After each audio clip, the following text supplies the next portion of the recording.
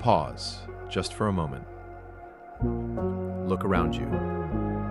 Are you lying in bed, phone glowing in the dark?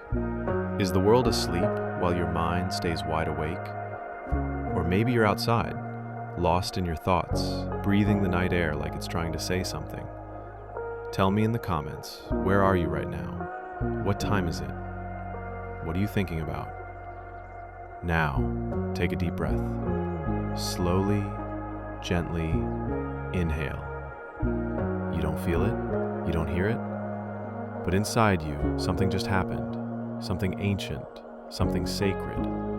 That one breath just triggered a chain reaction that keeps you alive, that gives your brain the power to think, your heart the power to beat, your soul the space to exist.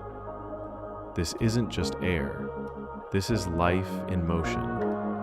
And tonight, we're going to follow it from the moment it enters your nose to the invisible, sacred place inside your lungs where magic and science collide.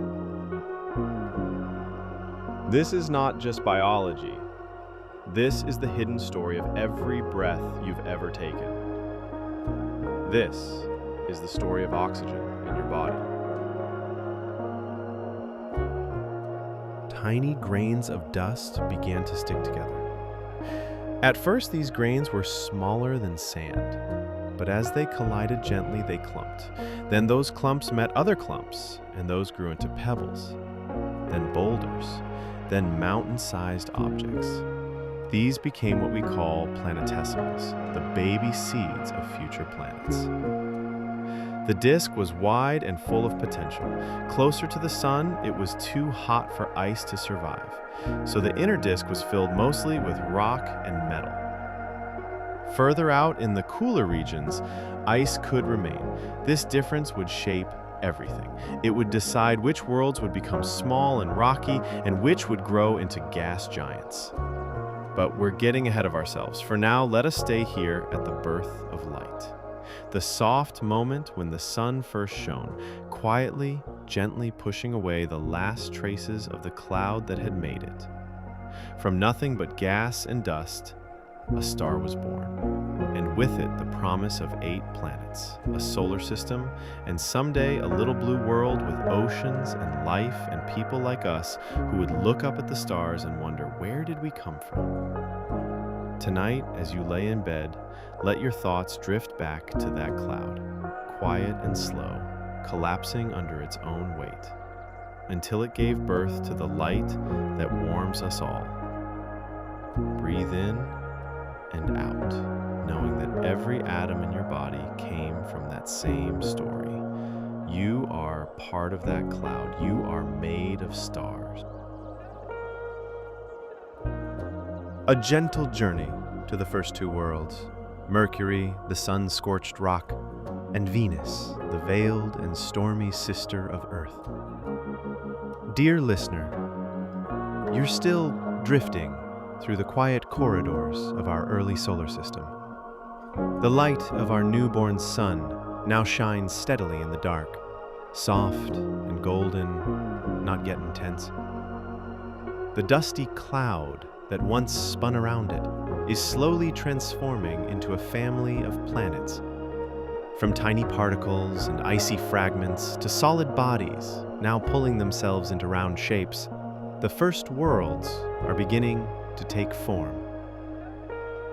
Let's wander gently toward the center, closer to the warmth, closer to where the heat is strongest. Here, in the innermost regions of the disk, only the heaviest and most heat-resistant materials could survive. Everything light, everything airy, was pushed further out. What was left was iron, rock, metal, the densest parts of the cloud. And from these came the first 2 children of the sun, Mercury and Venus. Let's visit Mercury first. Float with me softly toward the smallest of the planets. He's tiny, quiet, and scorched. Mercury hugs the sun so tightly that he has no moons, no rings, no atmosphere to shield him from the solar wind. And yet, he remains, strong, silent. Imagine standing on his surface. It's like standing on an ancient, sunlit stone. On one side, it's blazing hot, hot enough to melt lead. On the other, plunged in shadow, it's freezing cold. There's no air to carry sound, no wind, no rain, just stillness. Only the crackle of radiation and the memory of collisions long ago. Craters dot his skin like the marks of time, frozen forever. And yet, he doesn't crumble. He simply endures. Mercury is like the heart of a story we almost forgot. He's small, but his core is massive, mostly iron. Scientists believe that he might once have been bigger, perhaps stripped down by a violent collision in the early days. But that's just a whisper of a theory, like an old myth the stars still tell each other. Despite being closest to the sun, Mercury doesn't shine the brightest. He doesn't spin quickly either. His days are strange, long and slow. It takes 59 Earth days for just one spin, and 88 days to complete a trip around the sun. So a single day on Mercury stretches across 2 of its years. Time moves differently here, slower, quieter, as if even...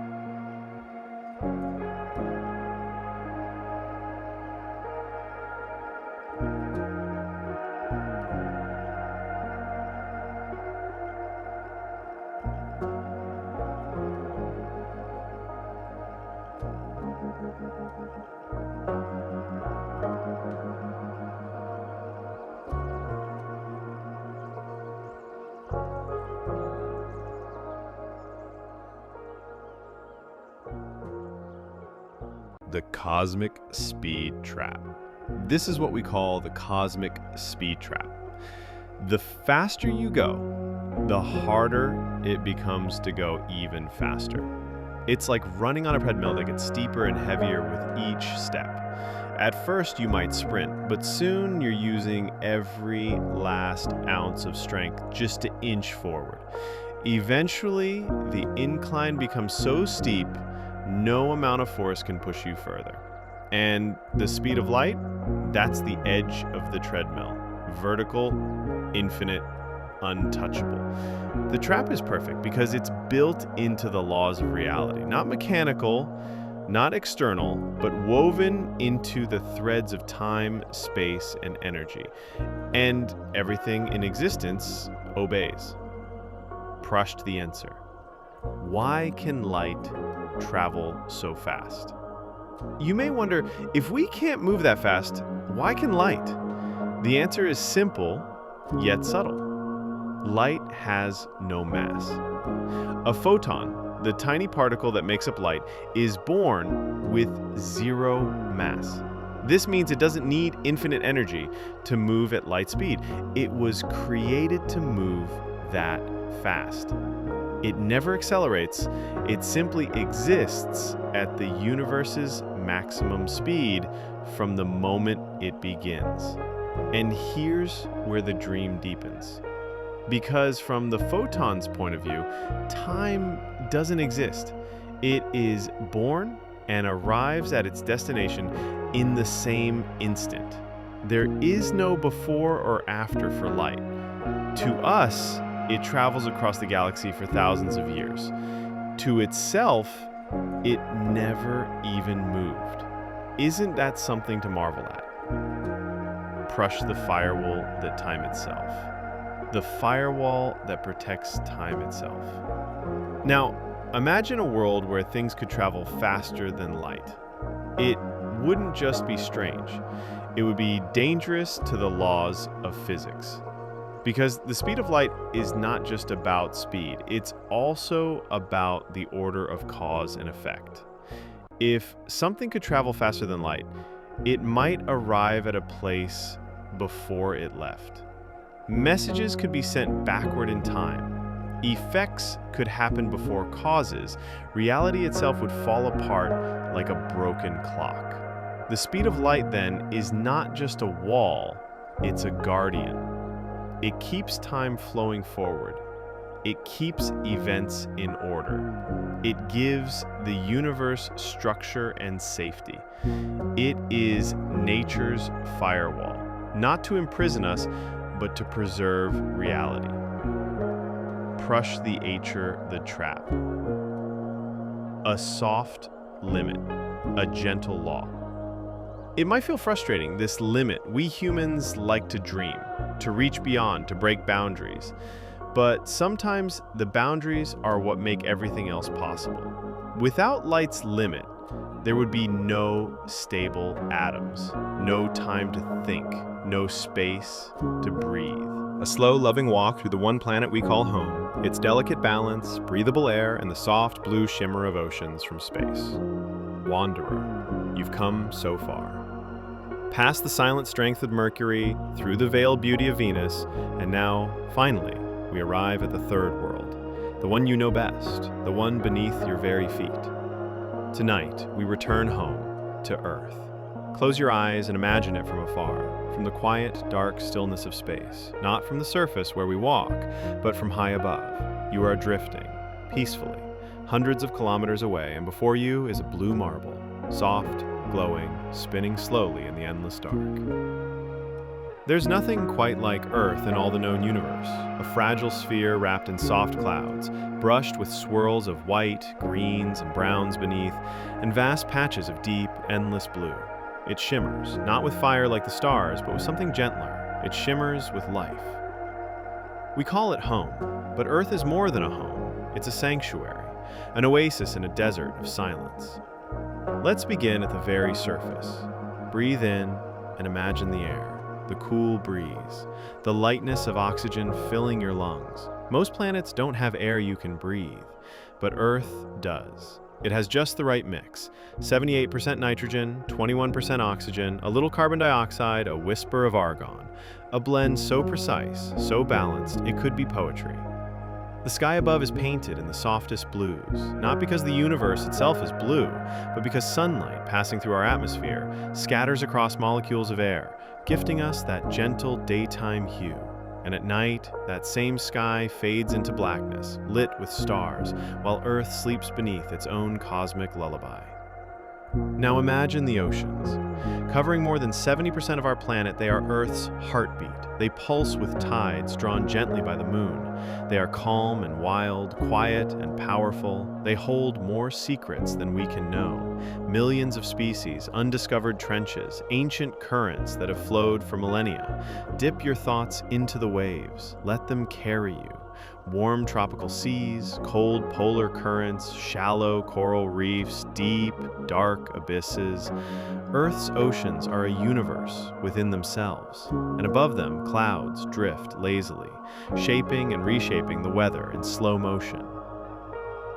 Let us wander now across the continents, from the golden deserts of the Sahara to the dense, breathing green of the Amazon rainforest, from the towering silence of the Himalayas to the rolling soft fields of grasslands and meadows. Earth is painted in textures, rock and soil, forest and frost. Each grain of sand, each leaf, each drop of dew has its place. But it's not just the land or the water that makes Earth unique, it's the life. No other planet, not yet, has shown us a single heartbeat, but Earth is full of them, from the smallest insects to the grandest whales, from roots that stretch through soil to birds that soar above the clouds. From roots that stretch through soil to birds that soar above the clouds. Every corner of this world whispers with motion and breath.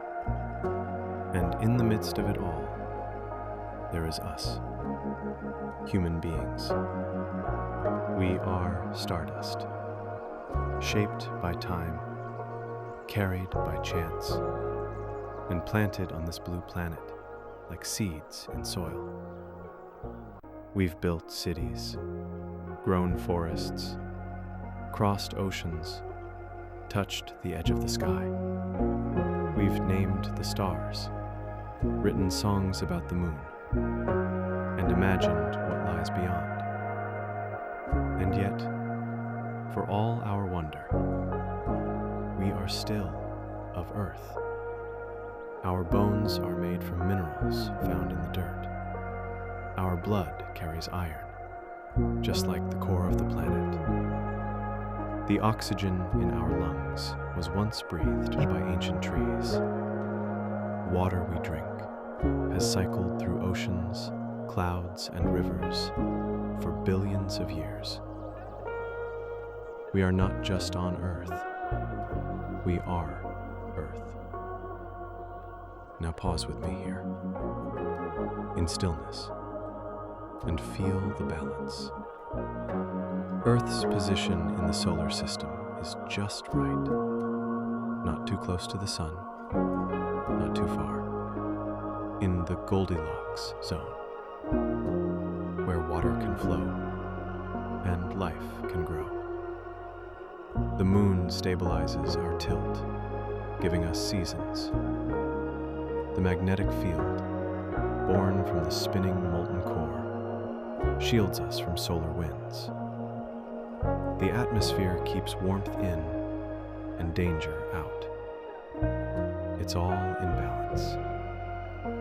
Not perfect, but harmonious, like a song with many instruments, each playing softly, creating something more beautiful together than they ever could alone. We live on a world that breathes. Forests inhale carbon dioxide and exhale oxygen. Oceans absorb the sun's heat and release it in rhythmic tides. The wind carries seeds. The rain carves valleys.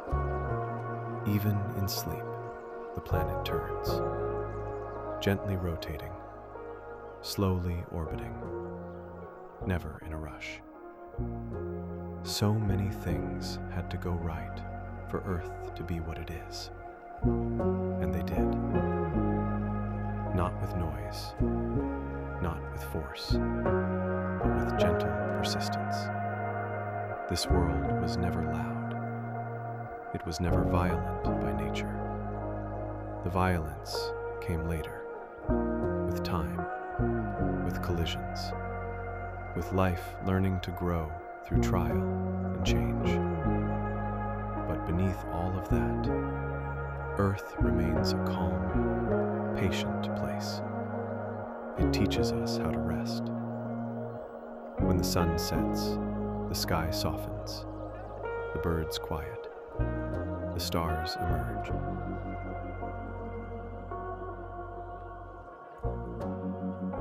As you begin to drift towards sleep tonight, let Earth hold you. Imagine you are floating just above it, looking down. The clouds are soft beneath you. The oceans sparkle with moonlight. The continents breathe a quiet rhythm. Everything is turning, slowly, peacefully.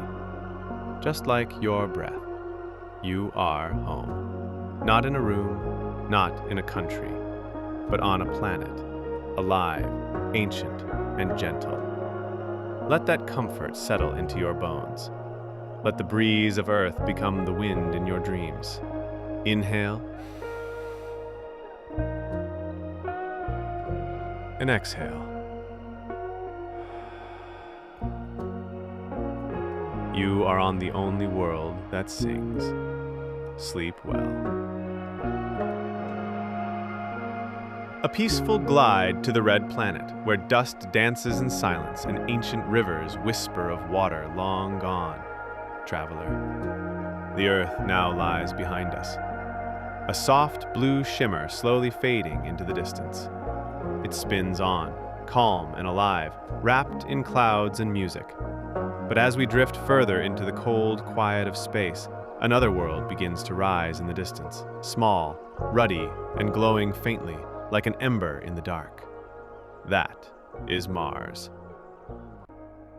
The fourth planet from the sun, the red world, the silent dreamer. Come closer now, slowly, gently, as if not to wake him.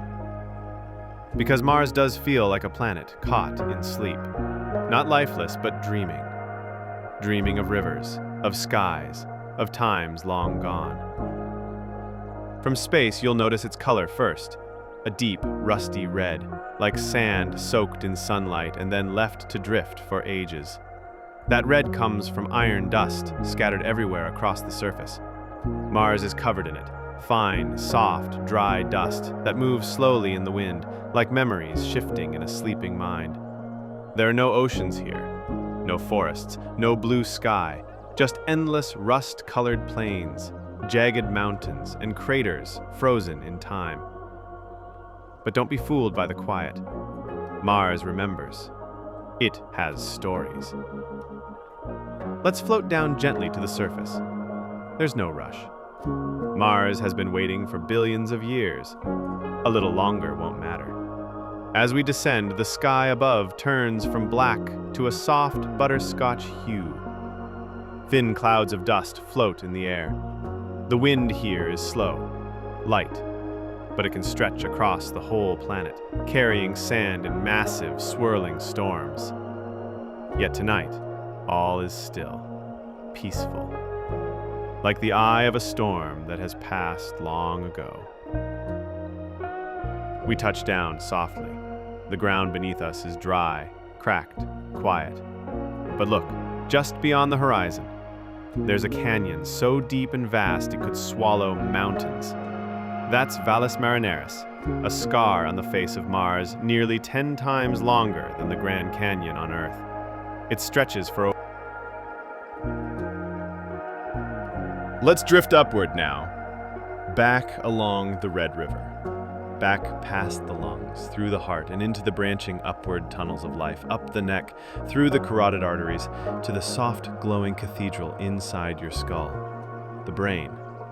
It doesn't shout. It doesn't blink. It simply is, quiet, gentle. Yet inside, there is lightning. Every thought you've ever had, every tear you've ever cried, every word you're hearing right now, every dream, every idea, every childhood memory, all of it rides on something invisible, delicate, precious, oxygen. We rarely think about it, but your brain is the most oxygen-hungry organ in your entire body. It makes up only 2% of your weight, but it demands 20% of your oxygen. Why?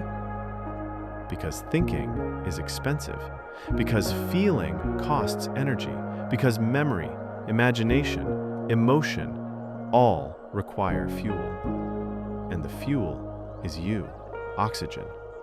Silent, glowing, gentle. Drifting through the bloodstream, slipping through capillaries, you enter the mind, not through the front door, but like a breeze under a curtain. And once inside, you wake up consciousness. Picture this. A single neuron, one of billions, floats in the darkness. It is long, string-like, lit at the tips like a candle's edge, but it's waiting, not yet alive. Then, you arrive. You, oxygen, have traveled far to get here, and now, in the quiet space between thought and silence, you are taken in. Inside the neuron, your presence allows something miraculous to happen. A signal, a spark. Electricity races down the length of the neuron, leaping across a synapse like a dancer jumping between rooftops. And that's all it takes. A memory is recalled. A face, a word, a scent from childhood. The feeling of being held, the sound of your name, all of it powered by you. Without oxygen, that signal cannot fire. The brain does not store oxygen like other parts of the body. It cannot wait, it cannot pause. Within just 5 minutes without oxygen, neurons begin to die. Within 10, the damage can be permanent. Oxygen is not optional for the brain.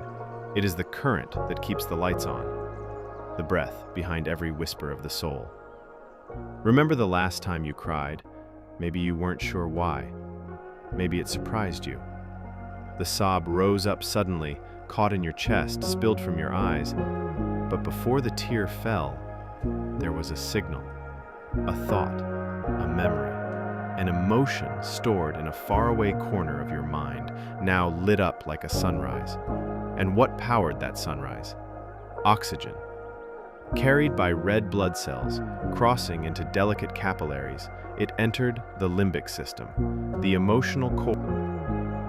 They do not hum, they do not flash, they glide, silently, constantly.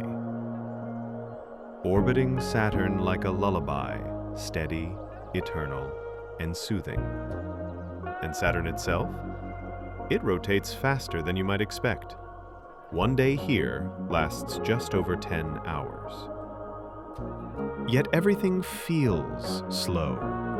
The wind speeds can be fierce, faster than any storm on Earth, but from this distance you feel none of it. You only see the calm movement of clouds, gently blending into bands of beige and soft yellow.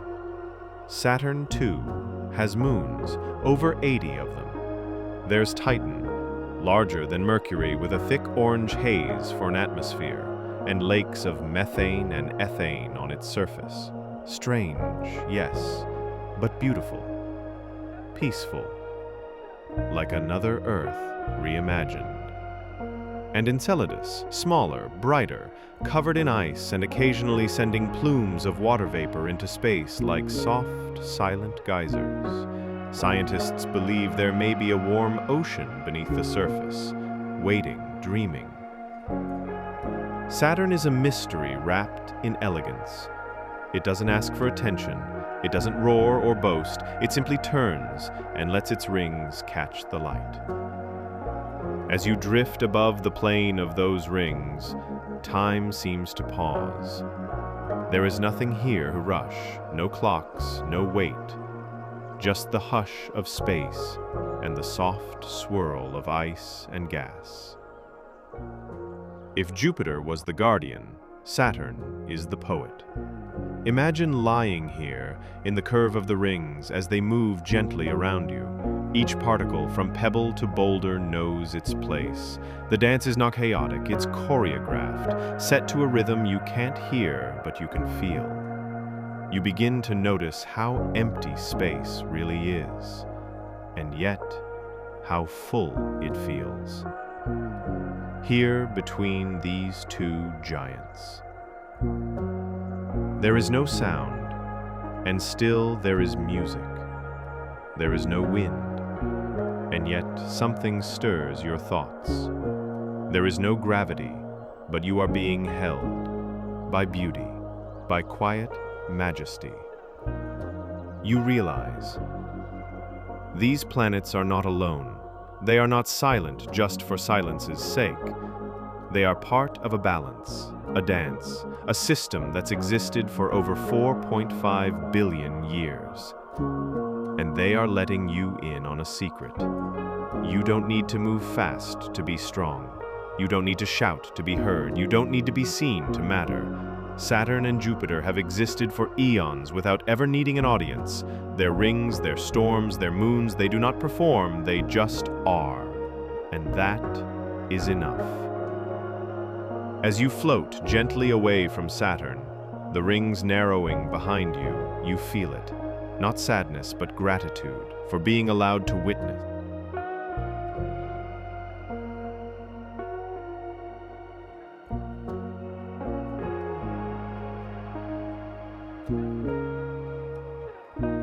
Close your eyes. Breathe in slowly. Now hold it, just for a few seconds. Feel the silence that follows, the pause, the stillness. Now, exhale. And notice the soft relief that comes rushing back. You didn't even need a full minute. And already, the body whispered, please, bring it back. Because without oxygen, everything begins to change, and it doesn't take long. Imagine this scene, a swimmer beneath the surface of a pool. At first, there's calm, the water cool, the world muffled in blue. The lungs still hold the breath, the mind still feels in control. But then, slowly, quietly, the clock begins to tick. 10 seconds, 20, 30. Carbon dioxide builds inside the body. It's not the lack of oxygen you feel first, it's the presence of carbon dioxide, a rising tide of urgency, a signal from deep within, something's not right. The heart speeds up, trying to compensate. Blood vessels tighten, muscles shift restlessly. 45 seconds. The brain grows louder, not with thoughts, but with one single ancient demand: breathe. At the 1 minute mark, discomfort turns into desperation. You're not just holding your breath anymore, your body is begging for air. And deep inside your chest, the lungs begin to ache, not from emptiness, but from the invisible imbalance that's rapidly taking over. The brain, the oxygen-starved conductor, starts to dim its lights. Cognitive function slows, judgment fades, panic builds. And if nothing changes, if air doesn't return, the race begins. In a choking incident, in a drowning, in a sudden cardiac arrest, time becomes your greatest enemy. After 1 minute without oxygen, the brain reacts with alarm. You may feel dizzy, confused, detached from the moment. After 2 to 3 minutes, neurons begin to shut down, quietly. Vision narrows. You may pass out, no longer aware of your own fading. After 4 to 5 minutes, permanent brain damage becomes possible. Even if oxygen returns later, those minutes leave scars. And beyond 6 minutes, consciousness is gone. Organ systems begin to collapse. But let's zoom in. Inside the body, in the deepest microseconds of this quiet emergency, there is a storm. Each cell is gasping. The mitochondria, your tiny power plants, can no longer produce ATP, the fuel of life. Without oxygen, these energy factories go dark. The body switches to anaerobic respiration, an emergency backup. But it's dirty, inefficient. It floods the body with lactic acid, like smoke from a burning engine. Muscles weaken, heart rhythm becomes. Neptune's atmosphere holds more methane than Uranus, deepening its hue. But it's not just what we see, it's what we feel. Neptune feels like a secret, like a place not meant to be known fully. It has 14 moons. The largest is Triton, a strange icy moon that orbits the planet backwards, as if it's resisting time or dancing its own slow private ballet. Triton is cold, nearly absolute zero, and yet it shows signs of cryovolcanism, geysers that erupt with icy vapor. Even here, where no sunlight warms the ground, something stirs, something tries to breathe. Neptune is the end of the road. Beyond it, there is only the Kuiper Belt, a distant field of icy objects and ancient comets. And further still, the Oort cloud, where solar gravity becomes a whisper. And beyond that, the interstellar sea. But here, right here, we pause. In the space between two sleeping giants, orbiting a quiet star in a universe that never stops, it's peaceful here. Not because there is nothing, but because everything is content just to be. Uranus tipped sideways in gentle slumber, Neptune whispering wind songs into the dark. Together, they form the last hush of the solar lullaby. If Jupiter is strength and Saturn is grace, then Uranus is mystery and Neptune is poetry. You've come so far. Through every planet, every pause, every silence has told you something. Every orbit has shown you how beauty exists, even in stillness. And now, it's time to close your eyes. You float at the edge of the sun's reach. Beyond here, things are colder, stranger, fainter. But for now, just breathe. Let Uranus's soft spin cradle your thoughts. Let Neptune's blue deepen your dreams. Let your mind drift with the wind. Let sleep carry you as far as you wish to go.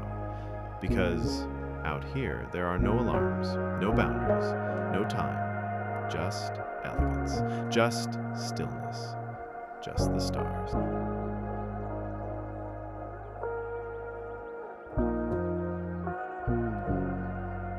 You are breathing right now.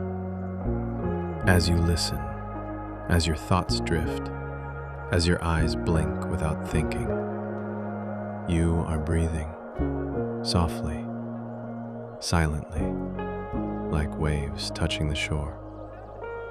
Inhale, exhale, and again.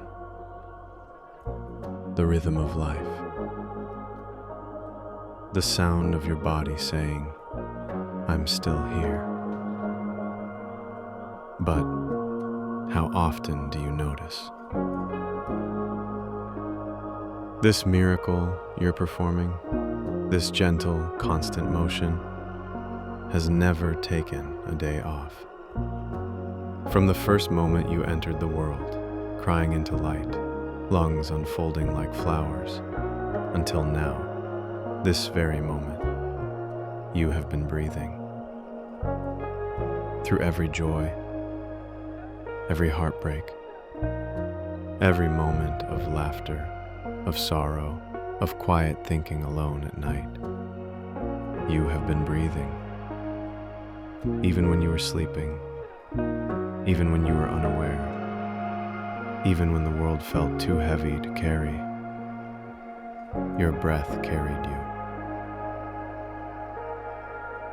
And yet, how easy it is to forget, to rush past it, to live days, weeks, years, without truly feeling a single inhale. We talk about miracles like they are rare, but what could be more miraculous than this? A body that knows what to do, that opens its lungs, warms the air, filters it through passages shaped by evolution and time, that splits oxygen from the wind, and sends it through the bloodstream that delivers it to every cell, every thought, every beat of the heart, and then does it all again, thousands of times, every single day, without asking, without waiting. Every breath you take is a masterpiece of engineering. Every breath is a message of love from your body to your soul. The air comes in, whispering through your nose or mouth, dancing down your trachea, spreading into lungs like sunlight pouring into a forest. There, it meets the alveoli, tiny sacred sacs, billions of them, like tiny lanterns glowing quietly inside you. Oxygen crosses an impossibly thin membrane. A breath becomes a gift, a promise, and the red blood cells accept it gently. They do not ask questions. They simply carry it.